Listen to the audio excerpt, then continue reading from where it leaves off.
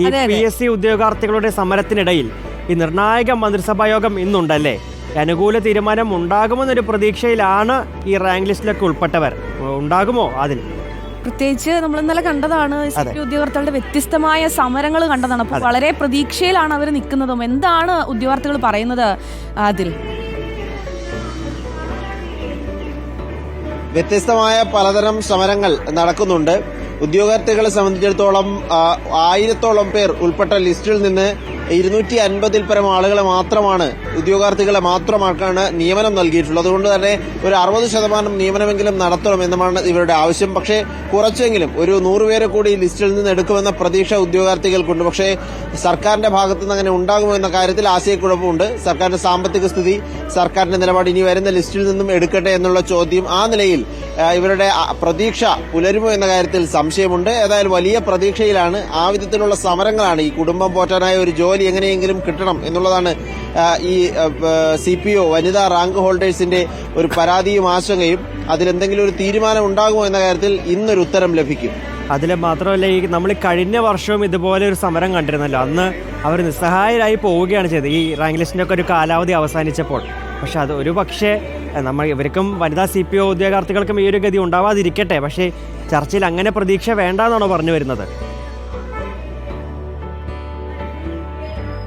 അതാണ് ഇപ്പോൾ നിലവിൽ നമ്മൾ മനസ്സിലാക്കുന്ന കാര്യം. ഏതായാലും പ്രതീക്ഷയിരിക്കട്ടെ. അല്പം വൈകാതെ തന്നെ, മണിക്കൂറുകൾക്കകം തന്നെ അക്കാര്യത്തിലൊരു തീരുമാനം അറിയാമെങ്കിൽ. തീർച്ചയായിട്ടും. അതിൽ നമുക്ക് അവിടെ നിന്ന് തന്നെ മറ്റൊരു വാർത്ത കൂടി പരിശോധിക്കേണ്ടതുണ്ട്. ഈ ആശാ വർക്കർമാരുടെ സമരം ഇന്ന് 59-ാം ദിവസത്തിലേക്ക് എത്തിയിരിക്കുകയാണ്. അനിശ്ചിതകാല നിരാഹാര സമരമാണെങ്കിൽ 21-ാം ദിവസത്തിലേക്കും കടന്നു. അപ്പോൾ ഒട്ടും തന്നെ അവരുടെ പ്രതീക്ഷ കൈവിടാതെ തന്നെയാണ് ഇന്നും അവർ ആ സമരമുഖത്ത് ഇരിക്കുന്നതും. എന്താണ് ഈ ആശാ വർക്കർമാർ പറയുന്നത്? ഈ പ്രതിനിധികൾ എന്ത് തീരുമാനമായിരിക്കും ഇനി എടുക്കാൻ സാധിക്കുക? ആശാവർക്കർമാരെ സംബന്ധിച്ചിടത്തോളം അവരുടെ കാര്യത്തിൽ നിരാശ തന്നെയാണ്. സർക്കാർ കൃത്യമായ നിലപാട് നേരത്തെ പറഞ്ഞു കഴിഞ്ഞു.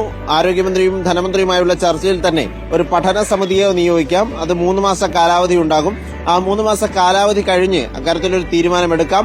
ഓണറേറിയം വർദ്ധിപ്പിക്കുന്നതിലും വിരമിക്കൽ ആനുകൂല്യം നൽകുന്നതിലും തത്വത്തിൽ അംഗീകാരം സർക്കാർ നൽകുന്നുണ്ട് എന്നറിയിച്ചു. പക്ഷേ സമരക്കാരെ സംബന്ധിച്ചിടത്തോളം വർധന ഉടൻ പ്രഖ്യാപിക്കാതെ സമരം അവസാനിപ്പിക്കില്ലെന്നാണ് നിലപാട്. കഴിഞ്ഞ ദിവസം വി ശിവൻകുട്ടി സമരക്കാരെ കണ്ടപ്പോഴും ഈ നിലപാടാണ് ആവർത്തിച്ചത്. 3 മാസ കാലാവധി എന്നുള്ളത് 1 മാസമാക്കി ചുരുക്കുന്നത് പരിഗണിക്കാമെന്ന് പറഞ്ഞെങ്കിലും വർധന ഉടൻ പ്രഖ്യാപിക്കാതെ കാര്യങ്ങളൊന്നും നടക്കില്ല, സമരം അവസാനിപ്പിക്കില്ല എന്ന നിലപാട് ആവർത്തിച്ചതോടെ സമരം ഇനി എങ്ങനെ അവസാനിക്കുമെന്ന ചോദ്യമാണ് ഉയരുന്നത്.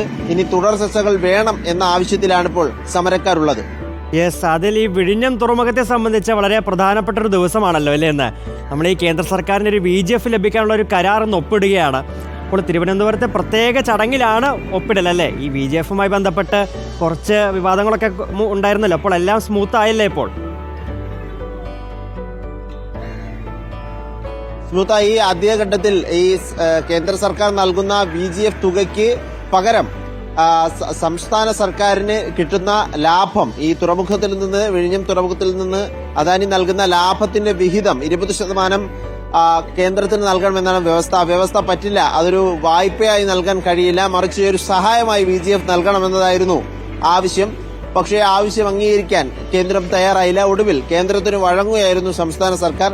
പണം തന്നാൽ മതി, ലാഭവിഹിതം നൽകുന്നതിൽ പ്രശ്നമില്ല എന്നുള്ളതായിരുന്നു നിലപാട്. അങ്ങനെ അത് സംബന്ധിച്ചുള്ള കരാർ ഇന്ന് ഒപ്പിടുകയാണ്. ലാഭവിഹിതം നൽകുന്ന കരാറിൽ ചീഫ് സെക്രട്ടറി ശാരദാ മുരളീധരൻ, തുറമുഖ മന്ത്രി VN വാസവന്റെ സാന്നിധ്യത്തിൽ ആ കരാർ ഒപ്പിടും. 2 കരാറുകളാണ്. ത്രികക്ഷി കരാറുണ്ട് പണം നൽകുന്നതുമായി ബന്ധപ്പെട്ട്, 2 ഈ ലാഭവിഹിതം നൽകുന്നതുമായി ബന്ധപ്പെട്ടുള്ള കരാറും ഇന്ന് തിരുവനന്തപുരത്ത് പ്രത്യേകമായ ഒരു ചടങ്ങ് നിശ്ചയിച്ചിട്ടുണ്ട്. ആ ചടങ്ങിലാണ് ഈ കരാറുകൾ ഒപ്പിടുന്നത്. തീർച്ചയായും. എന്തായാലും അതിൽ ഇന്ന് മന്ത്രിസഭാ യോഗമുണ്ട്. ഒപ്പം തന്നെ ആശാപ്രവർത്തകരുടെ സമരം നടക്കുന്നുണ്ട്. വിഴിഞ്ഞത്തെക്കുറിച്ചുള്ള വാർത്തകളുണ്ട്. അപ്പോൾ ഇന്ന് വാർത്താസമ്പന്നമായ ഒരു ദിനം ആദിലിന് ആശംസിക്കുകയാണ്. അപ്പോൾ എന്തായാലും ആദിൽ നല്ല ചായയൊക്കെ കുടിച്ച് നല്ലൊരു അടിപൊളി ദിവസമാവട്ടെ. Have a good day Adil. Thank you. അപ്പോൾ വീണ്ടും കാണാം.